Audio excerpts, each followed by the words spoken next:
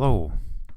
I'd like to take a look at a topic that I'm going to call, why do some partners use the silent treatment? Here are some observations I've had on this. Well, first of all, what do we mean by the silent treatment?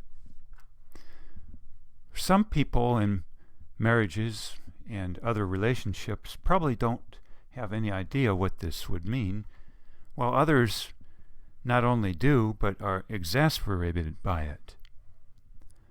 Particularly if this silent treatment is used, say, pretty frequently by women toward their male spouses or partners, where the one partner will be very quiet and say nothing for days sometimes, or even weeks. You might say it's an attempt to manipulate, but is that always the case? Maybe there's a self-protective measure going on here, and I'd like to take some look at this. Now, for instance, there is a specialist on the topic of narcissism, a Dr. Ramani, who talks of how some narcissists will use, quote, the silent treatment to try and get narcissistic supplies, as she puts it. Or, as I would say, trying to get someone like a partner to agree that this person is number one in the world, and by the way, that the partner is not the other person. And then, hence the idea of trying to get narcissistic supplies, validation that the narcissist is number one or perfect. But I don't like using this word narcissist, first of all.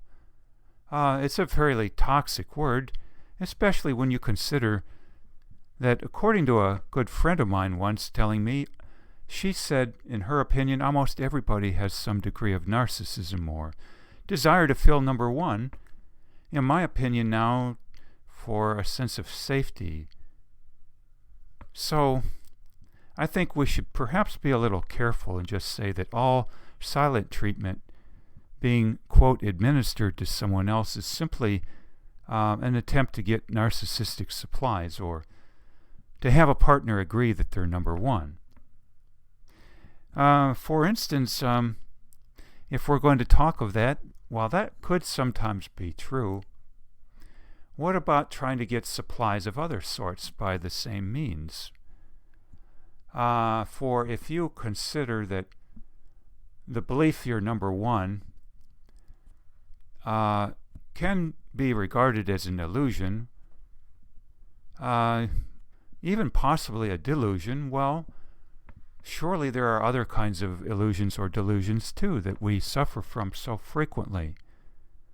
And so you could say silent treatments can sometimes be utilized to get a partner, say, to agree with some other kind of illusion or delusion, if you will, that they may hold. Well, I don't want to get into what these may be, these alternative illusions to being number one, but surely they do exist. And so I just would mention that. For wherever we have an idea that is not correct about us and is not getting backed up very often because it isn't correct, well, I suppose we would want validation, if you will, or supplies, as Dr. Ramani puts it.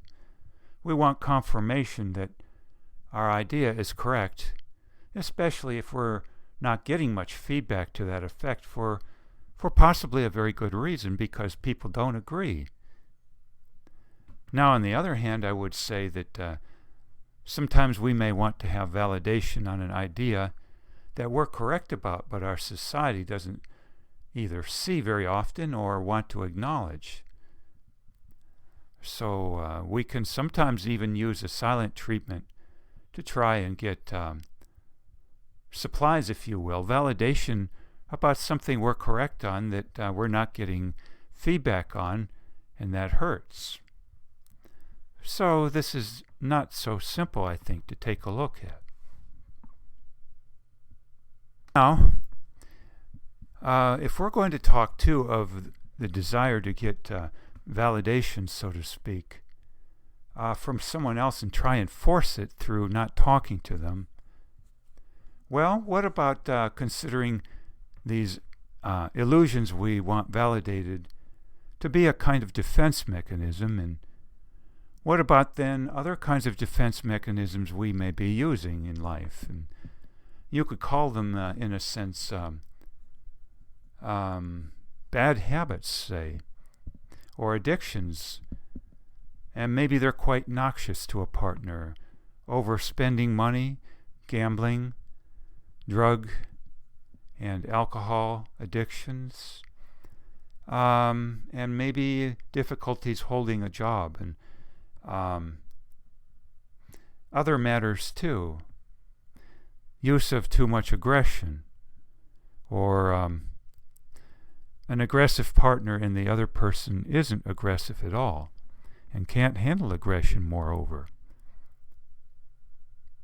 Or maybe there's a difference in religious viewpoints, and one partner wants validation that they're correct, and when they don't get that validation, they may use the silent treatment to try and get the other person to convert, if you will, to provide validation that their views on some religious view is correct. Now, it strikes me that when we're talking about a bad habit that we may want a partner to change, well, are these habits always so easy to change? Especially if we consider them defense mechanisms for anxiety. If you can't purge the anxiety somehow, say through some form of therapy or medical treatment, termed medications, or let's say cognitive therapy or depth therapy, psychoanalysis, especially in the past, or application of religious concepts and religious worship and reading scriptures and so on. If all of that doesn't help much, then how can we expect a defense mechanism to go out of use? The silent treatment, thus, is an attempt perhaps to have somebody change a defense mechanism and get rid of it. But what if that isn't very easy, or they have nothing to substitute it with, some other less noxious defense? Then I suppose this is going to be a war between two partners of sorts, where there will be frequent use of this silent treatment, or I suppose some would say passive aggressiveness, that there's some application of that, although I don't know the ins and outs of that phrase, passive aggressive. So you might say then that one partner wants the other to change some habit, some defense, if you will, against anxiety, and they're tired of bringing it up verbally to no effect. It's sort of like saying, I'm tired of you smoking, and the smoke in the curtains and the carpet, etc. And if you don't change after I've brought it up 50 times, well, I'm just not going to talk to you anymore. We'll see how that goes. But I suppose anybody who has smoked or known someone who smokes, generally to calm anxiety, or maybe pick up their mood, or clarify their thinking, well, I suppose this isn't so easy to change, is it? And we know that from experience we've had either ourselves or with friends and relatives. One relative of mine, for instance, who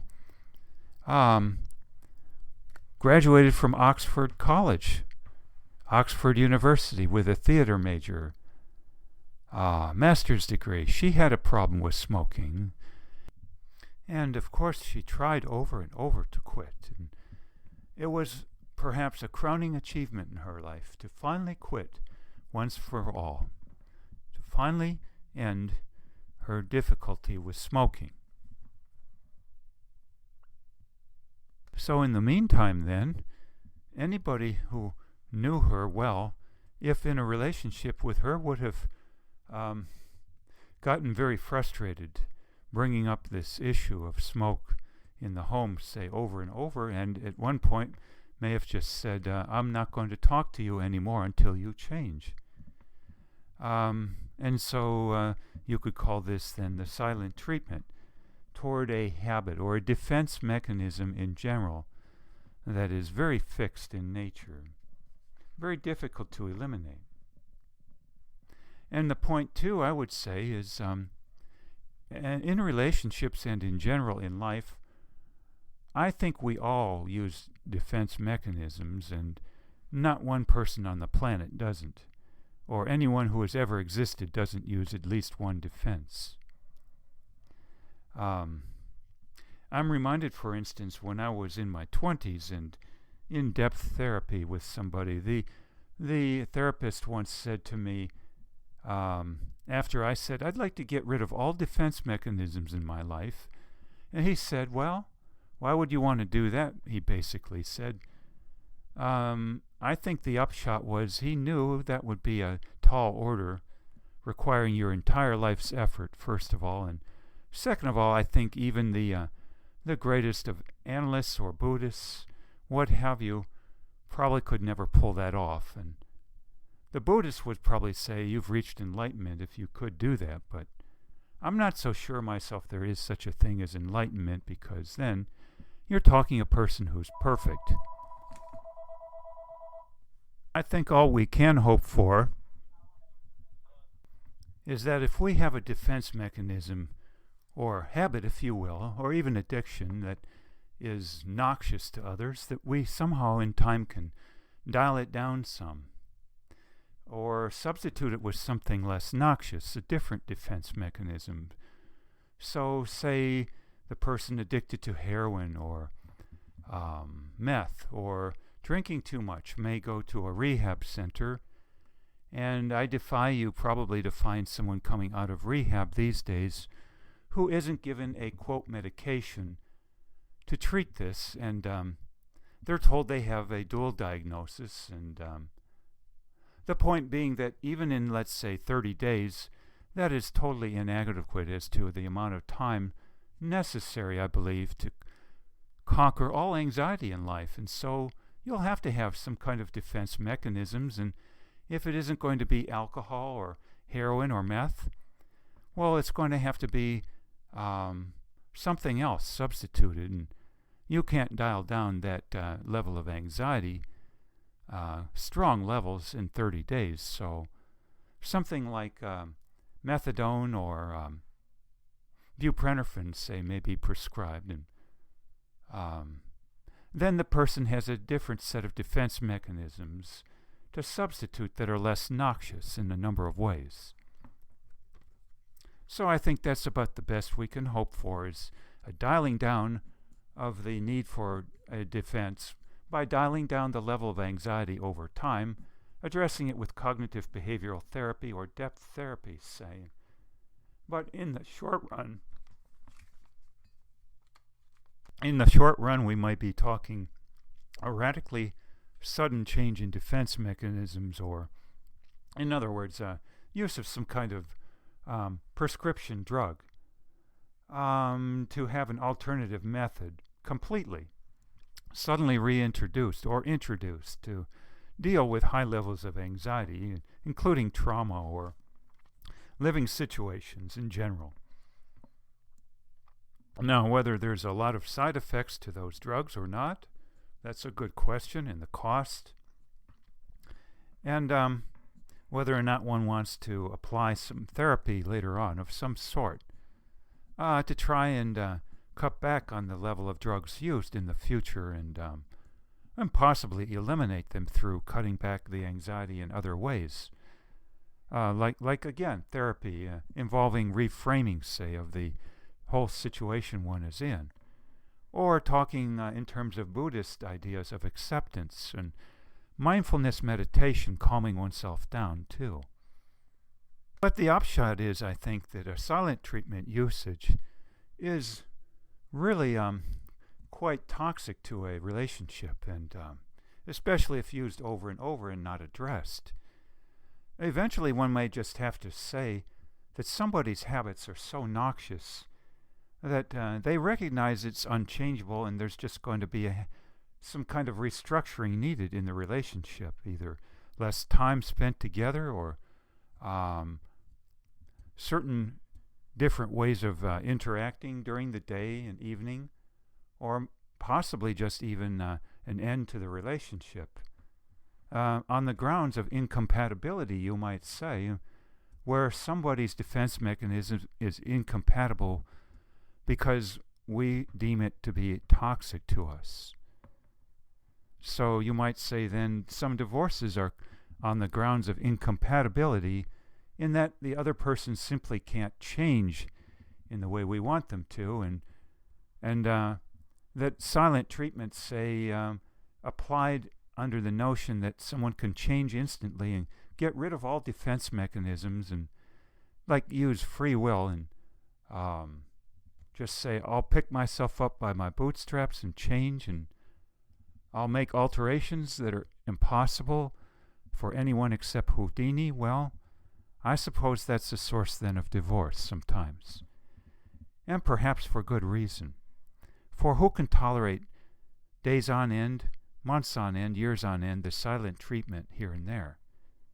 Now, other sources I think of the silent treatment, so often particularly used by women, I think, and it involves a difference, say, in views on sexuality and the amount of sex happening in a marriage, say, or relationship in general. Oh, say one partner wants to have so much more sexual relations than the other. Well, they may try to force that on the other partner then, and if there is a power imbalance, let's say in terms of the amount of money being earned by one partner, or difference in size or ability to assert themselves because they have high levels of anxiety toward violence or low self-esteem, well then I suppose the silent treatment is in their mind the best way of defending themselves, for they don't have the ability sometimes to use self-assertion. Their anxiety levels are too high, and sometimes they may actually get hit. So violence being involved if they were to confront openly in verbal discussion. So the silent treatment then coming in as a compromise solution. And I believe wrongly to call this passive aggressiveness if the partner has no better options. It's a coping mechanism. And just like some would argue lying is a coping mechanism when your life is in danger, and that it's not necessarily a moral failing then. It's a matter of coping under toxic circumstances. There may be, too, a partner who is very controlling, perhaps very much aggressiveness used in this respect, too. And so the other partner perhaps is almost defenselessness against a considerable amount of aggression used. Other than to just say, if this doesn't stop, we'll have to end the relationship, or put severe constraints on it. You may call it boundaries. But that's not so easy to do sometimes, I think. And so then the silent treatment can come in again as a defense, a way of coping, perhaps the best way if a relationship cannot be ended or modified somehow. Indeed, this controlling by one partner may be so noxious that it's to the extent of violence being used, and as a form of control, influence, and then this is very problematic, especially again if there's a power imbalance as to size of one partner or financial resources, or maybe the partner has children, and there are issues involved there then too. And maybe there are religious issues where, according to their faith, divorce is forbidden. So then I think especially the silent treatment would come into play in such relationships where divorce is not permitted, let alone not so easily financially made to happen. Now, I would say that the silent treatment is typically so much more effectively used by women, by the way, because, in my opinion, women tend to be much more empathetic than men by way of genetics. There having been such for eons as the best way to raise children, say, children needing a lot of empathy as they're growing up, and the mothers spending the most time with the children, at least in the past, compared to a husband, a male. And so it's to the women's advantage to have a lot of empathy, and that then becomes a tool, a source of power, if you will, I believe, whereby the woman then knows that the man will either have to turn to another woman somewhere else for empathy if he's not getting it from his spouse. In other words, empathy in terms of soothing and validation, say, and of course sexual relations too. And thus the female partner knows he would either have to turn to another woman or really have a much more difficult time finding someone to soothe them, because people who are men may want to discuss football and hunting and how to make money and how to get ahead in life much more than they want to discuss feelings or struggles in life of a more basic nature. So then the male is between a rock and a hard place of sorts, and can very easily be swayed. For the man knows, once again, that his options are quite limited for possibly finding someone of high empathy to soothe him. Amongst other things, as I've mentioned, he probably wouldn't want to turn to another person just like him who wants to work on his automobile most of the time in his free time, or watch sports once again. Talk about guy stuff. And that probably isn't going to cut it when he really needs someone who can understand more empathetic-based ideas, feelings, in other words. Now, of course, I'm making a generalization, but I think in many cases, let's say in America especially, this is true more often than not. For take the example of the noted psychoanalyst Rollo May, who had written many books on anxiety, and in one of them, The Courage to Create, he said that Americans have 3 to 10 times the level of violence than in Europe. So you would have to wonder then just how empathetic many males can be in particular as compared to some in some other countries. And so this would enhance greatly, I think, once again, the power of the silent treatment as used by a woman. Pluses and minuses all considered. I'm not talking here in terms of morality or pathology necessarily. Now, I would add one final note here, and then that will probably be it for this. And that is, it's my observation that sometimes the silent treatment can be used as a way of displacing anger, say. Say oftentimes from some trauma in the past, or past treatment from a spouse or partner that hasn't been resolved, discussed, laid to rest, forgiven, so on.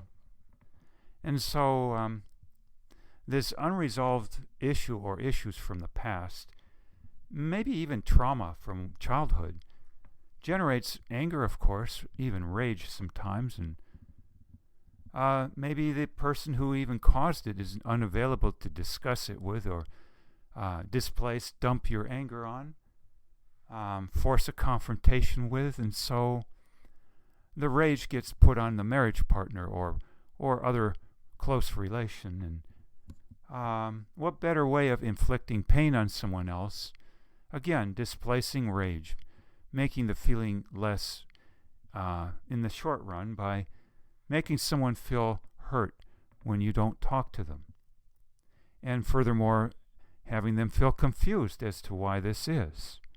whether it is partly their fault or not, so that they don't even know how to address this further. So, to recap that part, then I would say again that the silent treatment can be used to dump rage on someone else that doesn't even have anything to do with that partner necessarily. It could come from childhood, and maybe no therapy has ever yet been able to address it.